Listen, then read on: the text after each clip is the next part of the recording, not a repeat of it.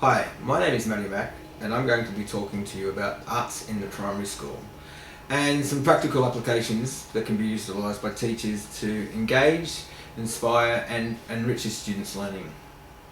As a part of the Australian curriculum, teachers need to fulfil a learning in many ways, and there are two key assessment areas. They are summative and formative, which basically means during the unit and at the conclusion of the unit. But as we all know, students have diverse learning capabilities and achievement levels, and therefore need to be exposed to multiple teaching strategies.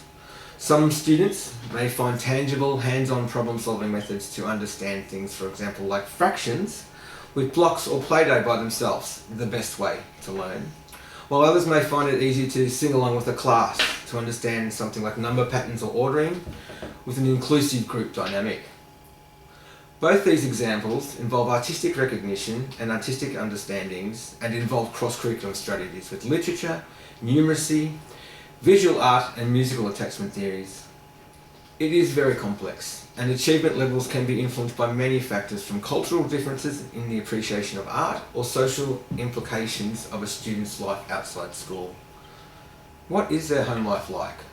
Do they even have a supportive home life? Is singing encouraged at home?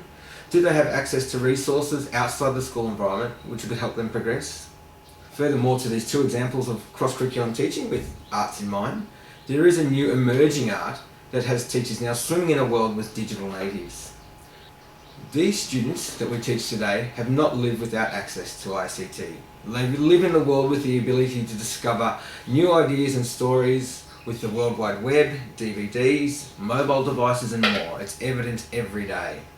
It's almost endless the amount of information that is at their fingertips, somewhat quite scary.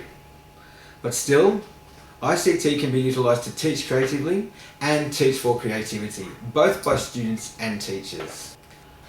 This leads me to mention that it is also important for teachers to explain to students about the validity of information.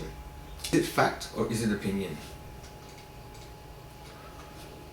Role-playing games with stories or sentences read out aloud by a student to the class can aid this learning process.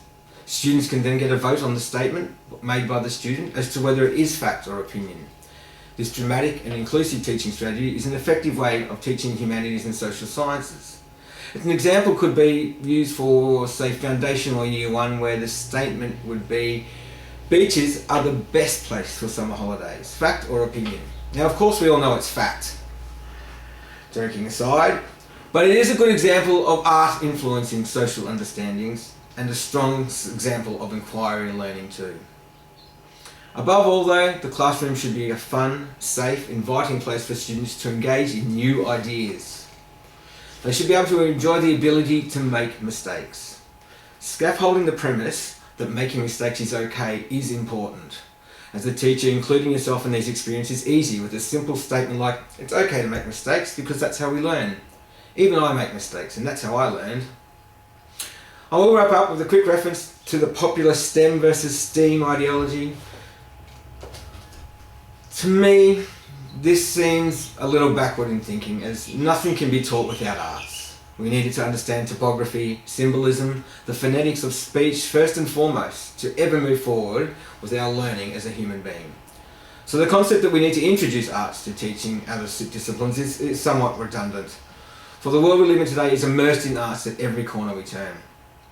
Having said that, we do need to encourage the continued use of arts in teaching, especially in the world so interconnected right now. Arts and education is forever evolving and currently expanding rapidly. It's a very exciting time to be alive and a part of it all. Thanks for listening.